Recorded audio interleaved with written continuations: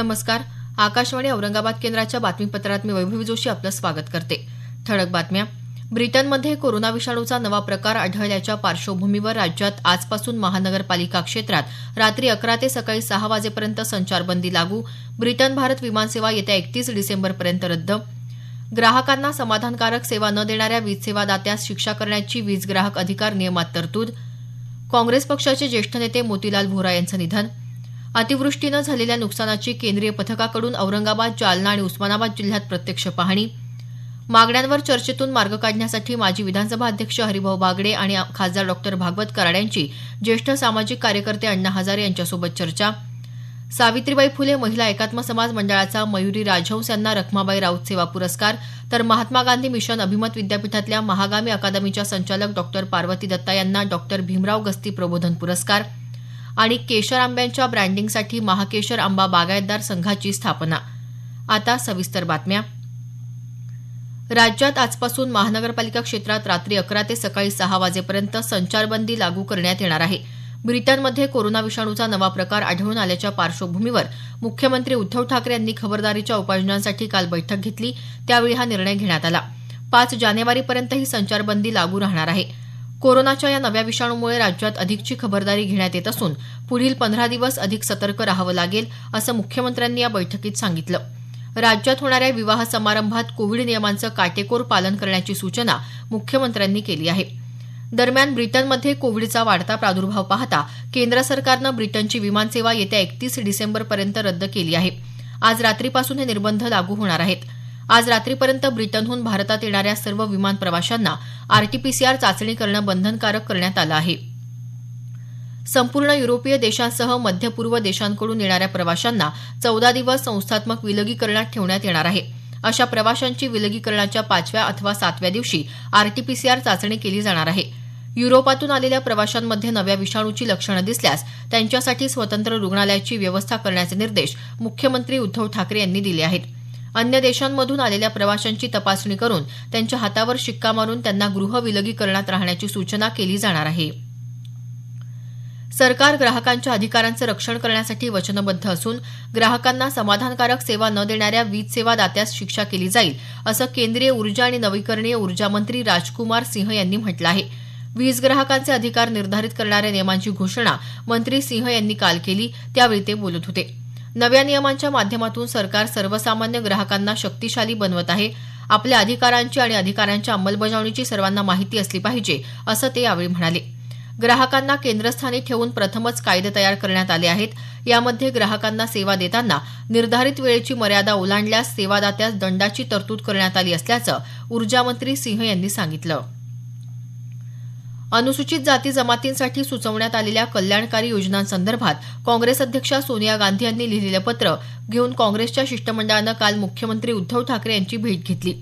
सोनिया गांधी यांनी अनुसूचित जाती जमातींच्या कल्याणकारी योजनांबाबत केलेल्या सूचना रास्त असून सरकारचा घटक पक्ष म्हणून आम्ही कायम या समाजघटकांना न्याय देण्यासाठी कार्यरत आहोत, असं काँग्रेस प्रदेशाध्यक्ष बाळासाहेब थोरात यांनी म्हटलं आहे.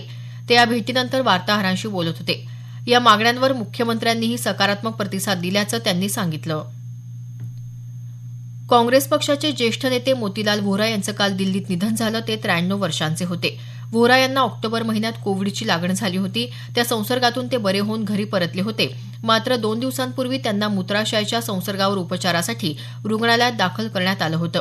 व्होरा हे मध्य प्रदेश विधानसभेवर 6 वेळा निवडून गेले होते.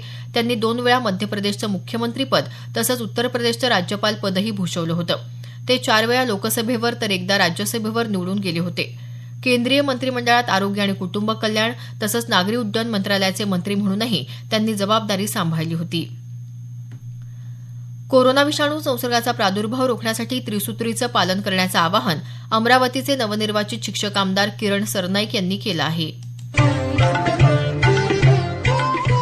कोरोनाचा जे प्रकोप आहे तो अजून थांबलेला नाही आहे. मी सर्व सन्मान्य नागरिकांना विनंती करेल की या प्रकोपापासून वाचण्यासाठी आपण मास्क वापरणं, सोशल डिस्टन्सिंग तसेच सॅनिटायझरचा वापर करणं हे टाळू नये.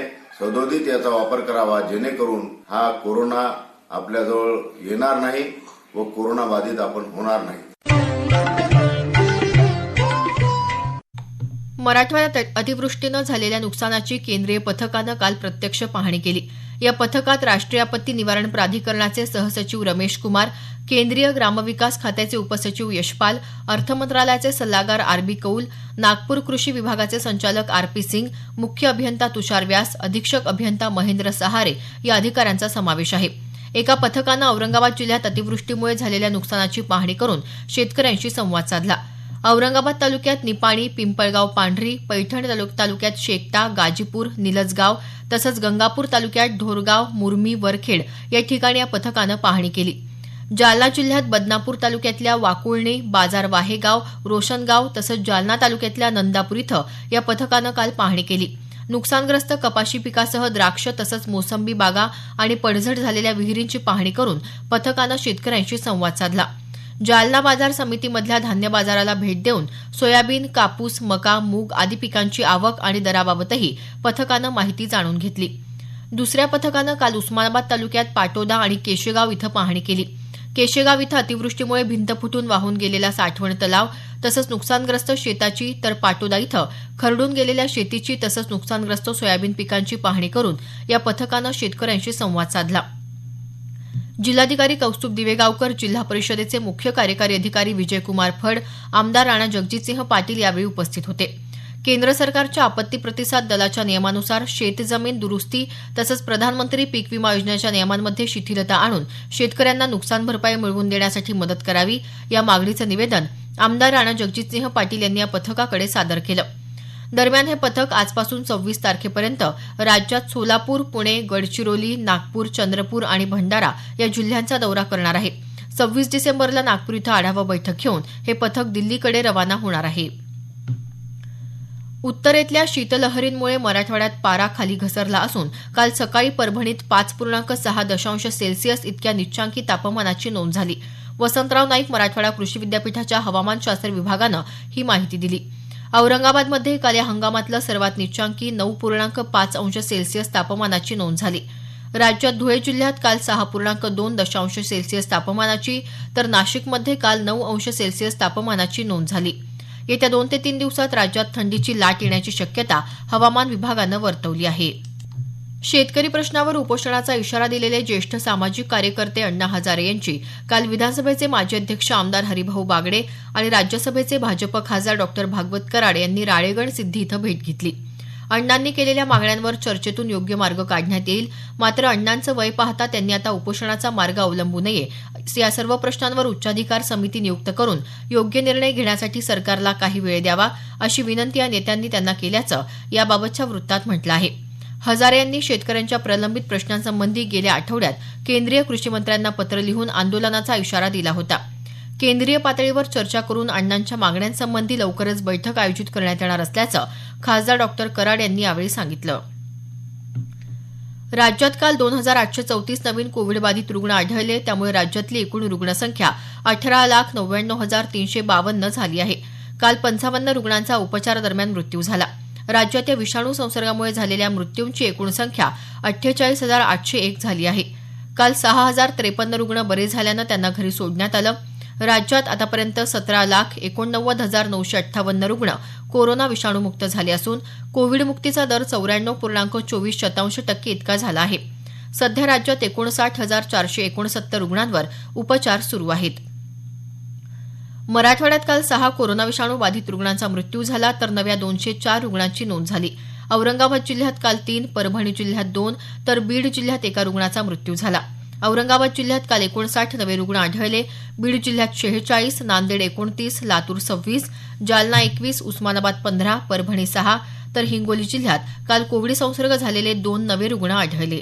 नव्या दिशेची जीवनशैली पडू दे अंगावरणी, जगण्याची संजीवनी ही त्रिसूत्री कहाणी रे दादा, जगण्याची संजीवनी रे दादा, घे रे तू समजूनी. लक्षात ठेवा, SMS, सॅनिटायझर, मास्क आणि सोशल डिस्टन्सिंग म्हणजे सुरक्षित शारीरिक अंतर. नव्या जीवनशैलीची त्रिसूत्री. सावित्रीबाई फुले महिला एकात्म समाज मंडळाचे यंदाचे डॉक्टर रखमाबाई राऊत आणि डॉक्टर भीमराव गस्ती पुरस्कार काल जाहीर झाले. बीड जिल्ह्यात ब्रह्मनाथ येळंब इथल्या मयुरी राजहंस यांना रखमाबाई राऊत सेवा पुरस्कार, तर महात्मा गांधी मिशन अभिमत विद्यापीठातल्या महागामी अकादमीच्या संचालक डॉक्टर पार्वती दत्ता यांना डॉक्टर भीमराव गस्ती प्रबोधन पुरस्कार देण्यात येणार आहे. मयुरी राजहंस या ब्रह्मनाथ येळंब इथं तमाशा कलावंतांच्या मुलामुलींसाठी वसतिगृह चालवतात. सध्या या वसतिगृहात 46 मुलं मुली राहत आहेत. डॉक्टर पार्वती दत्ता यांनी महागामी अकादमीच्या माध्यमातून अभिजात संगीत आणि नृत्य परंपरा जिवंत ठेवत या कलांना व्यापक जनाधार मिळवून दिल्याबद्दल त्यांना संस्थेचा हा पुरस्कार जाहीर झाला आहे. 21,000 रुपये सन्मानचिन्ह आणि सन्मानपत्र असं या पुरस्कारांचं स्वरूप असून येत्या 3 जानेवारीला सावित्रीबाई फुले यांच्या जयंतीदिनी औरंगाबाद इथं समारंभपूर्वक हे पुरस्कार प्रदान करण्यात येणार आहेत. पुरस्काराचं हे 3रं वर्ष आहे. मराठवाड्यातल्या केशर आंब्याच्या ब्रँडिंगसाठी आंबा बागेच्या शेतकऱ्यांनी एकत्र येऊन महाकेशर आंबा बागायतदार संघाची स्थापना केली आहे. या माध्यमातून मराठवाड्यासह राज्यात महाकेशर आंबा लागवडीसाठी काम करणार असून याच नावाने यापुढे ब्रँडिंग करणार असल्याची माहिती संघाचे अध्यक्ष सुशील बलदवा यांनी दिली. अंबाजोगाई इथल्या श्री योगेश्वरी देवीच्या मार्गशीर्ष नवरात्रोत्सवाला काल सकाळी वर्णी महापूजेनं प्रारंभ झाला. तहसीलदार विपिन पाटील यांनी योगेश्वरी देवीची सपत्नीक विधिवत महापूजा केली. मंदिरात आराध बसवण्याची परंपरा यंदा कोविडच्या पार्श्वभूमीवर प्रथमच खंडित झाली आहे.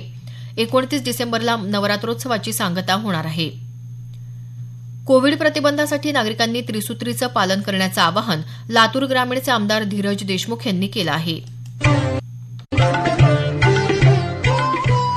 सर्वांना हीच विनंती करायची की कोविड ह्या काळामध्ये आपण सर्वांनी आपली स्वतःची काळजी घ्यावी व सोप्या पद्धतीनं ही काळजी आपल्याला घेता येईल. आपल्या आणि आपल्या कुटुंबाच्या आरोग्याची जबाबदारी जी आपल्यावर आहे त्या माध्यमातून आपण सर्वांनी मास्क वापरणे आणि जास्तीत जास्त हात धुणे आणि लोकांपासून बाहेर जर काही कारणानं आपण पडत असू तर सोशल डिस्टन्सिंगचा तंतोतंत पालन करणे. ह्या 3 सोप्या साध्या गोष्टी आहेत. शेवटी एवढंच सांगतो, मी मास्क वापरतोय, आपणही जरूर वापरा. सियाचीन इथं सीमेवर गस्त घालत असताना गाडी दरीत कोसळून झालेल्या अपघातात 5 जवान शहीद झाले. लातूर जिल्ह्याच्या निलंगा तालुक्यातल्या उमरगा हाडगा इथले सैनिक नागनाथ लोभे आणि सातारा जिल्ह्यातल्या चिंचनेर निंब इथल्या सुजित किर्दत यांचा मृतांमध्ये समावेश आहे. रविवारी 21 तारखेला ही घटना घडली. त्यांचा पार्थिव देह आज उमरगा इथं आणण्यात येणार आहे. जालना जिल्ह्यातल्या भोकरदन तालुक्यातल्या भिवपूर इथले सैनिक गणेश गावंडे हे काल पुणे इथं कर्तव्यावर असताना हृदयविकाराचा झटका आल्यानं शहीद झाले. मागील 15 वर्षांपासून ते मराठा बटालियनमध्ये कर्तव्य बजावत होते. त्यांच्या पार्थिवावर उद्या भिवपूर इथं शासकीय इतमामात अंत्यसंस्कार करण्यात येणार आहे. हिंगोली जिल्ह्याच्या औंढा नागनाथ तालुक्यात महसूल विभागानं काल 125 ब्रास अवैध वाळू साठा जप्त केला. या वाळूचं बाजार मूल्य सुमारे 10 लाख रुपये आहे. जप्त केलेली वाळू तहसील कार्यालय परिसरात जमा करण्यात येत आहे. लातूर शहरातून संकलित होणाऱ्या हजारो टन कचऱ्यावर वरवंटी परिसरात प्रक्रिया करून सेंद्रिय खत निर्मिती केली जाते. जिल्ह्याचे पालकमंत्री अमित देशमुख यांनी काल या प्रकल्पाला भेट देऊन कचरा संकलन, विघटन, सेंद्रिय खत निर्मिती, कचरा व्यवस्थापन आदी कामाची पाहणी करून आवश्यक सूचना केल्या. शेवटी पुन्हा काही ठळक बातम्या. ब्रिटनमध्ये कोरोना विषाणूचा नवा प्रकार आढळल्याच्या पार्श्वभूमीवर राज्यात आजपासून महानगरपालिका क्षेत्रात रात्री 11 ते सकाळी 6 वाजेपर्यंत संचारबंदी लागू. ब्रिटन भारत विमानसेवा येत्या 31 डिसेंबरपर्यंत रद्द. ग्राहकांना समाधानकारक सेवा न देणाऱ्या वीज सेवा दात्यास शिक्षा करण्याची वीज ग्राहक अधिकार नियमात तरतूद. काँग्रेस पक्षाचे ज्येष्ठ नेते मोतीलाल व्होरा यांचं निधन. अतिवृष्टीनं झालेल्या नुकसानाची केंद्रीय पथकाकडून औरंगाबाद, जालना आणि उस्मानाबाद जिल्ह्यात प्रत्यक्ष पाहणी. सावित्रीबाई फुले महिला एकात्म समाज मंडळाचा मयुरी राजहंस यांना रखमाबाई राऊत सेवा पुरस्कार, तर महात्मा गांधी मिशन अभिमत विद्यापीठातल्या महागामी अकादमीच्या संचालक डॉक्टर पार्वती दत्ता यांना डॉक्टर भीमराव गस्ती प्रबोधन पुरस्कार आणि केशर आंब्याच्या ब्रँडिंगसाठी महाकेशर आंबा बागायतदार संघाची स्थापना. याबरोबरच हे बातमीपत्र संपलं. आमचं यानंतरचं मराठी बातमीपत्र सकाळी 11 वाजता. कोरोना विषाणू संसर्गापासून बचावासाठी आपण सर्वांनी काळजी घेणं आवश्यक आहे. यासाठी वेळोवेळी साबणाने हात धुवा, बाहेर जाताना तोंडावर मास्क लावा, एकमेकांपासून सुरक्षित अंतर राखा आणि ऐकत रहा आकाशवाणी. नमस्कार.